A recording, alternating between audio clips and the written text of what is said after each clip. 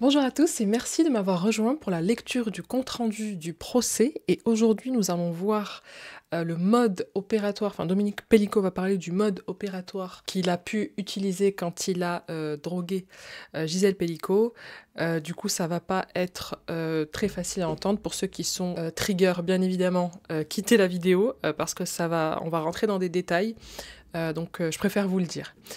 Aujourd'hui, on va lire le thread de deux journalistes, donc Juliette Compion pour commencer, et comme elle n'a pas pu finir, on va rebasculer sur le thread de Karine Janselme. Je vous propose qu'on commence de suite. 7e semaine du procès des viols de Mazan, qui va s'achever aujourd'hui avec deux interrogatoires sur les faits. Gisèle Pelicot vient d'arriver, le soleil est revenu. L'audience est ouverte. Le président commence par interroger Dominique Pellicot. Nous sommes à mi-parcours de la situation de l'ensemble des co-accusés. Bon, on est ravis de savoir qu'on est à peu près à la moitié de tous ces accusés. Parce qu'effectivement, c'est très lourd. Certains éléments sont apparus dans le cadre des débats qui nécessitent que je vous donne la parole, annonce-t-il. Et la semaine prochaine, si Madame Pellicot y consent, je lui donnerai la parole, précise le président. Son conseil, Stéphane Babonneau, propose que ce soit mercredi. Dans l'organisation de ces rendez-vous, on sait désormais que la totalité des contacts s'est fait par Coco, et ensuite par d'autres moyens, par Skype, par téléphone, de façon à fixer les modalités du rendez-vous, commence par rappeler le président. On a eu des dépositions divergentes sur l'organisation de ces rendez-vous. Vous pouvez avoir été constant dans les indications que vous avez données à l'ensemble des accusés, lui demande le président. Il précise, et notamment d'avoir systématiquement précisé que Madame Pellicot serait endormie au moyen d'un médicament que vous lui aurez préalablement administré. Oui, tout ce que j'ai eu en contact ont eu la totalité de ce que j'ai évoqué. Elle était droguée par mes soins, il y avait des obligations qui ne laissaient aucun doute. Je demandais à ce qu'il ne porte pas de parfum, pas de tabac, répond Dominique Pellicot. Je ne cache pas qu'il y a eu aussi des moments d'hésitation sur le préservatif et je le regrette car j'ai exigé des scènes sans. Mais toutes les personnes étaient parfaitement au courant dès le départ de toutes ces conditions, assure-t-il. Même lorsque les rendez-vous étaient organisés à la va-vite, le jour même ou le lendemain, poursuit le président. À la va-vite ou pas, ça a toujours été les mêmes conditions, affirme le septuagénaire dans son box. Vous êtes sûr d'avoir été précis, complet, insiste le président. Tout ce qui a été demandé a été fait par téléphone du salon. À son insu, on passait par téléphone. C'était l'exigence systématique. Je les appelais pour contrôler à chaque fois, détaille l'homme. Le président lui demande... Il est si précautionneux. Le président lui demande s'il ne pense pas que le fait d'envoyer des photos de son épouse, parfois éveillée, pouvait fausser l'impression des modalités de la nature du rendez-vous. Les photos n'ont jamais été envoyées avec son visage, sauf pour ceux qui la connaissaient déjà. Elle avait toujours le visage caché. Il aurait dû y avoir des questions. Est-ce qu'elle est au courant? Est-ce que quelqu'un lui a parlé? Jamais, rétorque Dominique Pellicot. Le président note qu'il aurait indiqué à un des accusés qu'il faisait ça par vengeance à l'égard de son épouse. Il rapporte des éléments assez précis, fait état d'infidélité de madame, et que, à partir de là, vous avez initié cette pratique, précise le magistrat. Le président poursuit, notant que sur les vidéos, on entend l'utilisation des termes non équivoques, les intitulés de certains enregistrements non équivoques, je ne les reprendrai pas. Il ajoute des éléments militent en faveur d'une forme d'humiliation supplémentaire à l'égard de madame en indiquant qu'elle était raciste et qu'elle a eu un sexe de couleur dans son intimité. J'essaye de polisser mon propos. Ah. En gros, de ce que je comprends, elle était raciste et elle avait eu un mec de couleur. Enfin, de couleur, ça veut rien dire. En plus, cette expression, elle m'énerve. Le blanc aussi, c'est une couleur. Mais bon, on continue. Ce n'est pas aussi un processus qui alimente le désir de vengeance à son égard, interroge le président qui demande également si le fait d'avoir fait venir des homosexuels notoires n'est pas aussi une forme d'humiliation supplémentaire. Réponse de Dominique Pellicot, si j'avais eu une vengeance véritable vis-à-vis de madame, je ne me serais pas remariée avec cette personne. Ils se sont remariés dans les années 2000 après une séparation. Je n'ai eu aucun instinct de vengeance par rapport à cette personne. Moi aussi, j'ai eu contact avec d'autres personnes. Sur le racisme que j'ai pu employer, c'est par pur fantasme. Je n'ai en aucun cas été raciste, ni ma femme, assure-t-il. J'ai été honteusement touchée par l'allusion de mon frère qui a dit qu'on s'était installé à Mazan près de Carpentras parce que c'était le fief d'un certain parti. C'est honteux, ajoute-t-il. Quoi? L'extrême droite, le RN, lié à Mazan? Si j'avais été raciste, je n'aurais pas fait venir sans savoir autant d'origines différentes. Je n'ai jamais posé de questions sur les origines de ces gens, précise l'homme. Je n'ai rien contre les homosexuels. Le seul problème que j'ai avec 3 personnes, c'est qu'elles m'ont menti en se faisant passer pour des hétérosexuels. J'ai vu qu'elles n'étaient pas venues pour ma femme, mais que pour moi, poursuit Dominique Pellicot. Ceux qui ont bu chez vous vous suspectent d'avoir drogué ce breuvage. Est-ce que c'est une constante? Vous n'avez jamais servi quoi que ce soit ou ça a pu arriver, lui demande le président. En aucun cas. La seule chose que j'ai pu voir, c'est quelqu'un boire l'eau du robinet, à même le robinet, mais je n'ai jamais servi quoi que ce soit. Je défie quiconque de prendre du Temesta et de faire 47 km après, dit-il, faisant référence au récit d'un accusé. C'est vrai qu'il y avait un accusé qui a dit « Ouais, mais moi, Gisèle a été droguée, mais moi aussi j'ai été droguée », alors qu'il a fait après des kilomètres en voiture. Si j'avais drogué quelqu'un, je ne pense pas qu'on en serait arrivé à ce que j'ai filmé. C'est une excuse supplémentaire pour se dédouaner, estime Dominique Pellicot. Concernant la soumission chimique, considérez-vous que le procédé a été récurrent, systématique, affiné? Est-ce que vous avez pu avoir des échecs, des conseils questionne Roger Arata. Comme je l'ai dit, au départ, je suis tombée en 2010 sur ce qui était pour moi autre chose qu'un infirmier, au minimum un médecin qui lui aurait donné des conseils sur les doses de Temesta. Et j'ai mis du temps à me décider. Je l'ai fait progressivement, relate l'accusé. J'ai utilisé progressivement le traitement par peur et par résultat. Sur certaines scènes de 2014, 2015 et 2016 jusqu'en 2018, je crois, il y a des moments où mon épouse réagit, note son ex-époux. Dominique Pellicot livre la dose de Temesta très précise qu'il a fini par adopter. Aparté, je ne la diffuse pas ici pour éviter qu'elle ne soit reprise par d'autres. Bien joué, Juliette Campion. C'était systématiquement dans la nourriture ou la boisson. 3 cachets écrasés, il fallait attendre... du coup, elle donne la dose. Il fallait attendre au minimum 2 heures, ajoute Dominique Pellicot. Mais on n'a pas toujours faim ou soif. Ouais, mais on sait pas 3 cachets de combien de grammes. Donc en vrai, c'est bon. On n'a pas toujours faim ou soif, relève le président. Non, mais toutes les scènes ont eu lieu en majorité après les repas, matin, après-midi ou soir, rétorque Dominique Pellicot.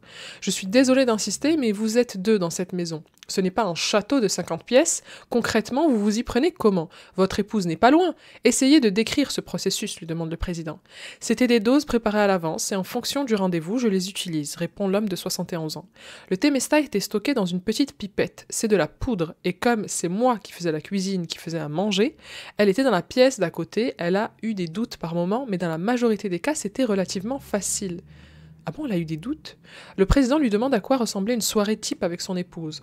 On avait une vie réglée, beaucoup de points communs et des divergences sur les programmes télé. J'étais un couche-tard et mon épouse s'endort vers 9h30, 10h maximum du soir. La plupart du temps, elle était déjà dans la chambre, elle avait déjà dîné, avait déjà eu le produit. Oui, c'était plus tard, c'était dans sa glace que je lui préparais et je lui apportais devant la télé. Et on attendait le temps qu'il faut derrière, poursuit-il. Madame Pellicot a expliqué qu'elle dormait toujours en pyjama, relève le président. Je la déshabillais, selon les désirs de chacun, précise Dominique Pellicot. Une vraie poupée. Une vraie poupée. J'essaye de pas trop réagir, là, depuis tout à l'heure, j'essaie de vous lire ça pour que... On en finisse au plus vite. On a pu voir qu'elle était vêtue de certains sous-vêtements, des bas, tantôt noirs, tantôt blancs. Comment procédiez-vous pour lui enlever son pyjama sans qu'elle ne se réveille, demande le président. Quand elle était dans un sommeil profond, c'était très facile, c'est honteux. Même des bas, il m'est arrivé de mettre ceux qu'on m'a menés. On m'a demandé si je les lavais. Programme éco, soupline, lessive 30 minutes, développe Dominique Pellicot. Pardon, c'est tellement pas drôle, putain.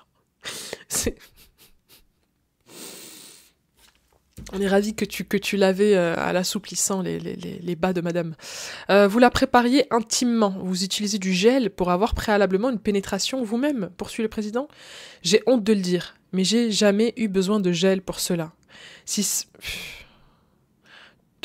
Tu peux avoir honte, oui. Si ça a été utilisé, j'en ai pas eu le souvenir, répond le septuagénaire. Moi, j'ai un très bon souvenir, vous faites passer le gel à un accusé. Certains contacts ont dit qu'elle était lubrifiée. Vous avez utilisé du gel avant leur arrivée, insiste le président?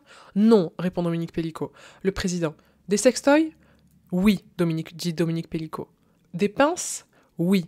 Pourquoi? Par plaisir et par demande. Le président lui demande si pendant la préparation des actes, il commençait déjà à vivre le moment, comme quelque chose d'excitant. Oh, c'est dégueulasse. C'est un mélange des deux, du plaisir et du mal-être. Du mal-être? Répond-il. Du mal-être? Interroge le président. Oui, parce que c'est quelqu'un que j'aime énormément, même si ça vous paraît paradoxal, poursuit Dominique Pellicot. Gisèle Pellicot pleure dans le carré des parties civiles, situé en face de son ex-époux de l'autre côté de la salle d'audience. C'est... Oh là là, ça doit être tellement terrible pour elle. Terrible d'entendre tout ça. Terrible. Parce que c'est vraiment... Tu sais, tu te rends compte que tu as vécu dans un mensonge à grande échelle et pendant des années, et là, l'entendre dire de sa bouche, ça doit être horrible. Comment vous le vivez avant, pendant et après? Comment vous arrivez à vivre avec cette femme que vous avez préparée, offerte, que vous allez retrouver dans votre maison, avec qui vous allez continuer à vivre normalement, demande le président. J'ai travaillé longuement avec le psychiatre et la psychologue sur ce côté sombre que j'ai. J'ai toujours aimé plus ou moins l'inaccessible. Mon ex-femme n'était pas quelqu'un de soumis. Je suis rentrée dans cette phase de possession, explique-t-il. Cette connerie égoïste qu'ont beaucoup d'hommes, personne n'appartient à personne, et j'ai bravé ce sentiment-là de pouvoir faire ce que j'avais envie au moment où j'en avais envie, poursuit Dominique Pellicot. À chaque fois, tout peut s'effondrer si ça ne se passe pas comme prévu, relève Stéphane Babonneau. J'ai bien souvent eu sur Coco des gens qui ont d'emblée refusé, m'ont traité de tous les noms et allaient d'emblée me dénoncer, relate-t-il. Un gars de Carpentras m'a dit « Je vais vous dénoncer à la police » et j'ai rien eu. Putain, fallait dénoncer, frérot. J'ai eu même un dans la salle qui m'a fait chanter en me disant « La prison, ça ne me fait pas peur », quand je lui ai dit qu'il risquait autant, assure Dominique Pellicot. Il disait « Un violeur ne se laisse pas filmer ». Comment expliquer qu'ils acceptent de se faire filmer? Comment comprendre que quand on viole, on puisse accepter d'être filmé, demande Stéphane Babonneau. C'est la différence entre celui qui s'assume et celui qui ne s'assume pas. Je reconnais être un violeur, je passe devant ces gens qui me traitent de violeur, pointeur, menteur. Eux n'assument pas, rétorque l'accusé assis dans son box. Il n'y a pas que l'objectisation de Madame Pellicot, c'est une chose qu'on maltraite. C'est absurde d'insulter une chose. Est-ce que la violence n'intervient pas pendant l'acte, dans la mise en scène, poursuit l'avocat de la partie civile? Si, en fait, ça en fait partie, c'est tout un ensemble, répond Dominique Pellicot. Vous reconnaissez qu'il y a de la violence dans ces viols, poursuit Stéphane Babonneau? Oui, bien sûr, répond-il, mais pas de haine. Pas avec elle, assure le septuagénaire en pleurant. Vous est-il arrivé de la redroguer pour procéder à sa toilette intime après l'acte? Non, parce qu'avec cette dose, il y a à peu près 6 ou 7 heures, il y a 2 heures où c'est progressif et 5 heures d'intervention. Pas 5 heures de sexe. Donc j'avais largement le temps de remettre les choses en place, si je peux dire, répond-il. Ça ne paraît pas possible pour la défense qu'un aussi grand nombre de personnes soient allées chez M. Pellicot en ayant un rapport sexuel avec une femme endormie, relève l'avocat général. Ça paraît inconcevable qu'autant de personnes puissent faire ça en toute connaissance de cause et en partant de ce postulat-là, c'est qu'ils ne savaient pas, sinon ils n'y seraient pas allés. C'est le raisonnement que sous-entend leur défense. Précise la magistrate. C'est aussi le moyen d'éviter 20 ans. Moi, j'ai pas peur de prendre 20 ans, et il y a quand même des gens qui ont avoué. C'est un calcul. Je prends le risque de dire la vérité, analyse Dominique Pellicot. Si je n'ai pas d'intérêt personnel à eux, d'assumer. On me dit que je suis responsable de 50 familles dans la misère. Non, je suis responsable de ma famille, les autres sont responsables de leur famille, ajoute-t-il. Certaines réponses suscitent des réactions. Il faut essayer de se contenir, car ça peut fausser l'appréhension des éléments livrés à la cour, souligne le président, face à l'agacement sur le banc de la défense. La défense pose de nombreuses questions à Dominique Pellicot qui refuse de répondre. Le droit au silence est un droit, rappelle le président. Oui, mais le droit de poser des questions aussi, rétorque Guillaume de Palma qui représente plusieurs accusés. Qui avons-nous en face de nous? Le bon père de famille ou la bombe paraphilique, tente Olivier Lantelme, un autre avocat. L'intéressé refuse toujours de répondre aux questions. Laissez mon épouse en dehors de ça, lance Dominique Pellicot lorsque l'avocat fait référence à Gisèle Pellicot dans une question. Isabelle Crépin-Dehaene réclame la diffusion d'une vidéo de viol commis par Dominique Pellicot sur son épouse. Il conteste que Madame Pellicot se soit réveillée. Il me semble que cette vidéo est particulièrement éclairante, estime l'avocat de la défense. La vidéo est diffusée. On ne voit d'abord pas d'image, on entend des marmonnements de la victime. Aïe, laisse-moi, dit-elle. Tu me fais mal, là. Il tourne la caméra sur elle et pendant quelques instants insoutenables, la victime se réveille, yeux mi-clos. Olivier Lantelme commente. L'autre, c'est rien. Isabelle Crépin-Dehaene assure. Ce n'est certainement pas pour humilier Madame Pellicot que j'ai demandé cette diffusion. Ah oui? S'agace Stéphane Babonneau? Pour moi, cette vidéo est criante de vérité. On entend Madame Pellicot dire « Aïe, tu me fais mal, arrête ». Monsieur Pellicot continue car il la considère comme une chose de manière perverse. On est dans la brutalité, observe l'avocate. Et elle ajoute « Certains hommes, des accusés, sont dans la douceur, dans la caresse. » Ah, mais ça va pas dire ça. La partie civile s'agace. Il y a viol et viol, glisse ironiquement Stéphane Babonneau, reprenant la phrase polémique de Guillaume de Palma. C'est insupportable, s'énerve Isabelle Crépin-Dehaene, exaspérée que la partie civile la coupe. Roland Marmillot, un autre avocat de la défense, prend la parole. Ce qui me dérange, c'est que tout ce qui porte atteinte à la défense de M. Pellicot, qui devrait réjouir, la partie civile semble vous inquiéter, estime l'avocat. Elle doit être complice, dit Stéphane Babonneau avec ironie. Guillaume de Palma dit ne pas avoir eu accès à la vidéo diffusée et le regrette. Si je comprends bien, elle est dans la copie de travail et ça me pose une difficulté, déclare-t-il. Le directeur d'enquête avait répondu en disant qu'il y avait certains éléments que je n'ai pas mis dans le dossier pour préserver l'intimité de la vie privée. J'aurais aimé faire en sorte d'en être informé, d'en être parfaitement informé. C'est un élément nouveau, souligne l'avocat. Après une suspension d'un quart d'heure, on entend le 6e interrogatoire. Waouh, putain. Attendez, on fait une petite pause. Wow, j'ai essayé de ne pas faire de pause pour avoir le récit un peu complet et condensé. C'est... Waouh. Waouh. J'ai peu de mots là. J'ai très peu de mots. Pauvre Gisèle. Je la plains tellement. Ça me fend le cœur de l'imaginer en pleurs après le récit du mode opératoire de son mari, son ex-mari, pardon. Mais comment on peut faire ça à quelqu'un ? Comment on peut faire ça ? En plus, entendre toute la vérité de sa bouche. Vous savez, des fois, on a juste... bon, il y a des preuves, mais on n'a pas forcément on n'a jamais pas l'approbation, mais la confirmation de la personne qui a commis un crime. Et là, d'entendre tout ça, si... Tu sais, c'est fluide, il le dit avec une simplicité qui fait froid dans le dos. Qui fait vraiment froid dans le dos. C'est... waouh. On continue. Après une suspension d'un quart d'heure, on entend le 6e interrogatoire de la semaine, celui d'Ahmed T, 54 ans. Il est poursuivi pour des faits remontant à juin 2019. « Excusez-vous, je n'ai pas l'habitude d'être dans cette cour. C'est la première fois, glisse l'homme en répondant aux questions. » Excusez-vous, c'est nous on doit s'excuser. Peut-être excusez-moi. Il comparait libre, le quinquagénaire n'avait pas de casier judiciaire au moment des faits. Il était marié et père de famille. Il l'appelle la bourgeoise. Il dit qu'elle travaille sur Paris, qu'elle rentre le week-end et qu'elle a 57 ans. Détaille Ahmed T à la barre vêtu d'une veste de costume noir. Il revient sur les faits le soir des faits. Je ne dis pas qu'il m'a drogué, mais il y avait 2 verres, du jus d'orange et un verre d'eau. J'ai bu le verre d'eau, j'insiste, poursuit-il. Vous saviez son état, vous attendiez à une femme éveillée, consciente, demande le président. Je pensais trouver une femme allongée. Il me dit, vas-y, baise-la cette salope. Je suis nue en présence d'une femme et d'un homme que je ne connais pas. Je me dis, pourquoi pas ?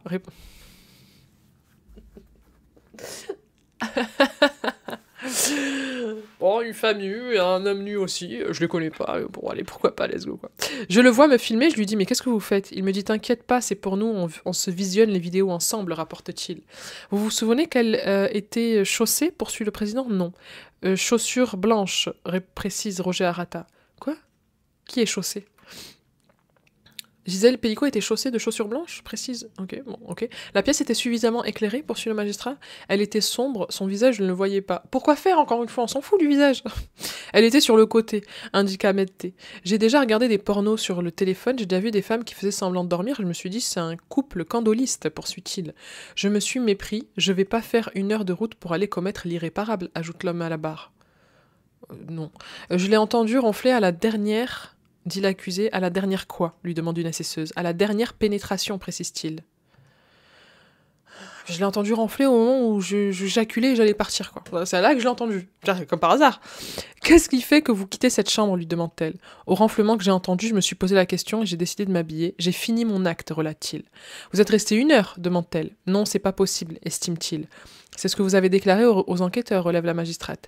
Est-ce que vous portez un préservatif ? Demande une assesseuse. Oui, j'étais mariée, je me protégeais en même temps, Madame Pellicot, et je me protégeais moi. Vous aviez fait des rencontres... j'ai plus de commentaires, ça y est. Vous aviez des rencontres sur Coco. Vous avez fait des rencontres sur Coco avant celle de Dominique Pellicot, lui demande-t-elle. Aucune.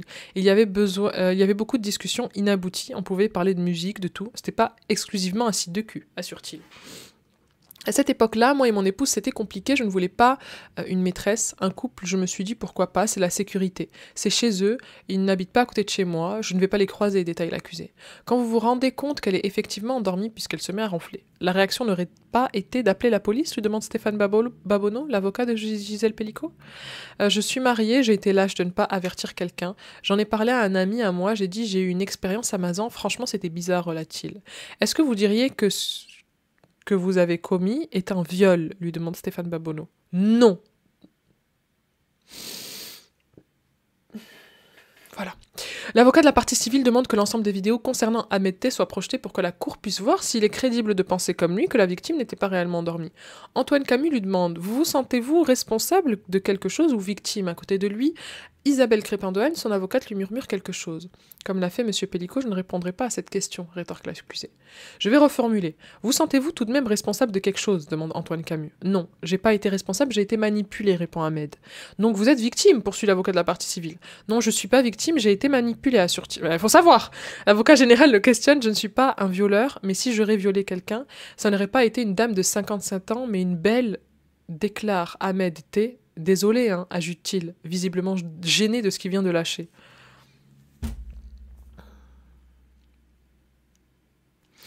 Voilà, nous avons un peu le sentiment d'être venus pour rien. C'est génial. Si j'aurais... Non mais ça aussi, c'est alerte culture du viol. Hein. J'aurais violé quelqu'un. J'aurais détruit la vie d'une belle femme. Pas d'une femme de 55 ans, là, vieille avec des rides, quoi. Je préfère détruire quelqu'un. C'est ça, parce qu'en fait, là, on glamourise totalement le viol. En gros, c'est vraiment... Normalement, le viol, ça se fait avec une belle femme. Comme si c'était quelque chose avec nécessairement un mannequin. On nage en plein délire, mesdames et messieurs. On nage en plein délire. C'est fou, c'est fou.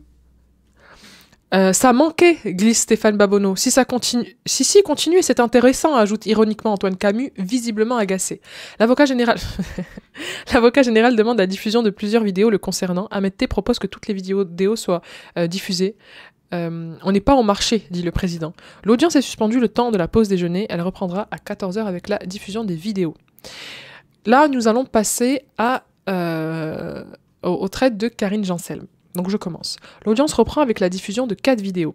Maître Comte, qui c'est Maître Comte, PC, lui demande pourquoi il remet la couette. Ça doit être l'avocat général peut-être. Je sais pas. Il remet la couette, elle ne serait pas capable de la remettre ensemble. Ahmed T, quand on est en pleine action, c'est dur de dire « j'aurais dû ». À aucun moment je n'ai pensé qu'elle était droguée. Au dernier renflement, je me dis il y a un souci. Au moment où elle bouge, Antoine T à un moment de repli. J'entends un bruit de ventre de Madame Pellicot, assure-t-il, ça n'a rien à voir... Elle a pété, quoi. Elle a pété, et du coup, ça l'a dégoûté. Ça n'a rien à voir à un mouvement de Madame Pellicot. Dans l'acte, je n'ai aucun moment pensé que cette femme était droguée ou alcoolisée, répète Ahmed. Pour l'avocat général, l'état d'endormissement de Madame Pellicot est patent. Les gestes précautionneux et non des caresses, les chuchotements, l'attestent pour lui. C'est donc un viol pour l'avocat général. Ahmed T insiste sur le fait qu'il n'aurait aucun intérêt à venir violer une dame. Il voulait juste avoir une relation sexuelle. Mais putain, comprenez-le, merde quoi. Il s'agace de l'incompréhension de l'avocat général. Mais vous n'arrivez pas à le comprendre, ce pauvre jeune homme. Comprenez-le, putain. Il voulait juste avoir une relation sexuelle. C'est pas un viol, ça n'a rien à voir. Merde. Putain. Voilà. On en est là, mesdames et messieurs. On en est là. Mais laissons le patriarcat et la culture du viol grappiller du terrain. Laissons-la. Dominique Pellicot, j'en vois pas l'intérêt d'être allé contrôler s'il est à 50 mètres de la maison, ni d'évoquer un verre d'eau ou un verre de jus d'orange. Ce monsieur sait exactement où il va. L'avocate de Dominique Pellicot, maître Zavaro, rappelle que Ahmed qu'il a parlé d'opportunité à faire l'amour en se rendant à Mazan. Il ne s'en souvient pas. Oui, de toute façon, il se souvient de rien. Il n'a plus son cerveau connecté. Allez. Maître Isabelle Crépin-Dehaene lui demande combien de temps il est resté. 1 heure, lui répond son client. Et dans la chambre, 5 minutes. Je suis allé sur des sites porno. Vous tapez femme endormie et il y en a beaucoup. Pendant qu'il est chez les Pellicot, il a tapé sur un site porno femme endormie. Quoi ? Il ne sait pas comment distinguer quelqu'un d'endormi ou qui fait semblant. On ne peut pas faire la différence, assure l'avocate, évoquant la possibilité de sincérité des accusations. Écoutez, vous pouvez évoquer ce que vous voulez. Là, clairement, ça va être compliqué à croire. Hein. Mais vous pouvez l'évoquer, il n'y a pas de souci. Qui en sont pas forcément des êtres ignobles et abjects. J'ai rien à dire, aucun commentaire. Allez, l'avocat général s'insurge contre cette dernière expression. Le président essaie de calmer les parties et demande à ne pas exagérer dans l'expression. Redouane A va être entendu debout dans le box en chemise blanche. L'homme de 40 ans continue de nier les accusations de viol aggravé. Le premier contact avec Dominique Pellicot s'est fait par Coco. C'est monsieur Pellicot qui m'a contacté en premier. On n'a pas eu d'échange de photos, assure Redouane, qui parle brièvement et reprend les phrases du président. Il est allé 2 fois à Mazan. Cela fait longtemps, ça fait 5 ans, il ne se souvient plus de la date précise. 12 mars 2019, le soir même du contact sur Coco, il se rend devant la maison de Mazan, à Mazan. J'avais trop bu, trop fumé, je sais plus où j'étais.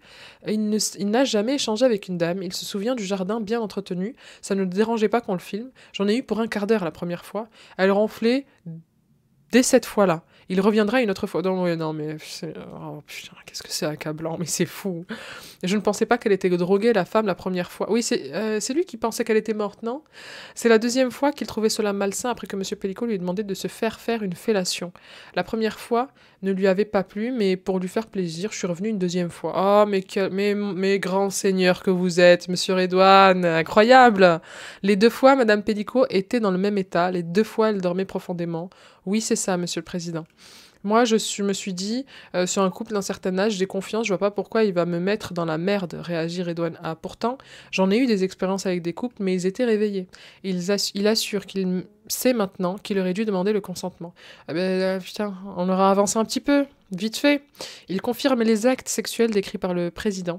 Une assesseur demande s'ils sont restés en bons termes. Je lui ai refusé de ne pas revenir une prochaine fois. Là, il a pris mal et me dit que je lui prendrai 4 000 € et des cachets de Temesta. Il affirme que ce sont des mensonges. Monsieur Pellico lui aurait couru après pour qu'il reste, pour me faire revenir. Les 2 fois où j'y suis allée, j'ai consommé à fond d'alcool et du cannabis. La deuxième fois que Redouane A est venu, Dominique Pellico l'a manipulé comme une poupée et ça ne m'a pas plu, j'ai trouvé ça malsain. J'ai eu peur et je me suis enfuie. Maître Antoine Camus lui demande si dans un viol il y a forcément violence. Non, pour moi, il n'y a pas un viol, répond Redouane. Mais il reconnaît qu'on peut violer quelqu'un d'inconscient. Oui, on peut... puisqu'elle n'était pas consentante. Un acte naturel, c'est d'avoir pénétré madame... Quoi ?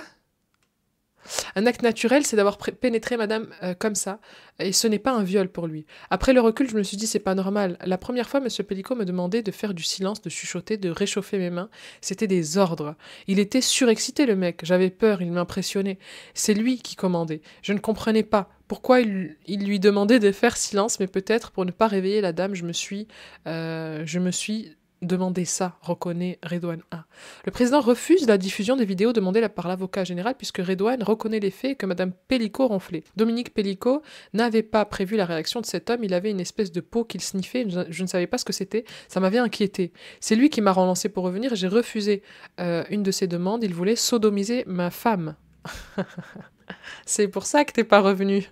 Parce qu'il t'a dit, ah mais moi aussi je veux goûter à la tienne, n'est-il pas? J'aimerais sodomiser ta femme. Il m'a réclamé 3 000 puis 5 000 €. Je lui ai donné une boîte de 30 comprimés de Temesta. Il m'a fait du chantage par l'argent. Je me suis sentie un peu démunie. Mais qu'est-ce que c'est que cette histoire? Redouane A aurait tapé à son volet et Dominique Pellico a essayé de l'attraper. S'il l'avait fait, je ne serais peut-être pas là pour une autre raison. Je comprends rien. Je comprends rien à ce qu'il raconte ce monsieur. Je vous jure, là, je sais pas. C'est trop d'informations pour moi. Répondant à son avocat, Dominique Pellico assure qu'il ne savait pas qu'était le poppers que possédait Redouane A. C'est quoi du poppers? Putain, mais l'innocence me tuera. Poppers, j'espère que je vais pas avoir la FBI qui vient. Poppers sont des substances vasodilatatrices. Bon, c'est du Viagra, quoi. Non? Je me trompe? Je sais pas. Bon, j'ai pas envie de savoir finalement. Je sais beaucoup trop de choses que je ne devrais pas savoir. L'avocate s'adresse à Redouane A, qui en a marre de répondre aux mêmes questions, de se répéter. Son avocat lui demande que c'est nécessaire, il se calme. Bien sûr que j'étais sous emprise, répond Redouane. Son avocat s'adresse à lui, qui s'énerve. On ne peut rien faire, on ne peut pas fumer, c'est difficile d'être patient. Bah, excuse-nous. Son avocat reprend, après avoir haussé le ton et calmé le président. Est-ce que monsieur Pellico, à un moment précis, change de personnalité et se montre plus directif? Oui. L'avocat évoque les vidéos. Au deuxième épisode... Oh putain, c'est horrible. C'est quoi? C'est une série, en fait. Au deuxième épisode, il y avait une mise en scène plus élaborée. Monsieur Pellico met en scène pour obtenir des belles images. Oui, répond Redouane A. Le président confirme qu'il ne diffusera pas les vidéos. Les accusés devront à nouveau se présenter devant la cour. L'audience est suspendue jusqu'à lundi 9h. Merci d'avoir suivi ce fil. Merci à vous d'avoir été jusqu'au bout de cette vidéo qui était... Oh mon Dieu, mais qu'est-ce que c'était horrible. Mais on peut dire que... Mais c'est fou. C'est fou. Mais on passe par tellement d'émotions en plus. Là, au début, j'étais dégoûtée par le mode opératoire et très triste pour Gisèle. Et là, je suis complètement affolée de ce Redouane. Là, on comprend rien à ce qu'il raconte. Il y mélange tout. Il y a eu du chantage. Il lui a fourni du Temesta. Donc lui, il lui a donné, de ce que j'ai compris, du coup, 40 Temesta. Je me rappelle plus du chiffre, mais Il m'a réclamé 3 000 puis 5 000 euros. Et je lui ai donné une boîte de 30 comprimés. 30 comprimés, ok. Il m'a fait du chantage par l'argent. Mais c'est fou. Mais qu'est-ce que c'est que ça, putain, mais c'est fou. Moi, je sais... En tout cas, merci d'avoir regardé cette vidéo avec moi, d'être toujours aussi nombreux à faire les lectures des comptes rendus avec moi. Cette vidéo, elle était absolument horrible à tourner. Je vous propose qu'on aille boire un petit thé pour se calmer, aller se reposer, et parce que là au moment où je tourne cette vidéo, nous sommes vendredi, donc c'est le week-end, je vais bien me reposer. Je vais faire une petite pause, une vraie petite pause. Je pense que je vais peut-être un peu live avec vous sur Twitch sur des sujets plus soft. Pourquoi pas jouer à des petits jeux vidéo tranquillou bilou, parce que là c'était une semaine très compliquée. En tout cas, n'hésitez pas à vous abonner à la chaîne et je vous dis à la semaine prochaine.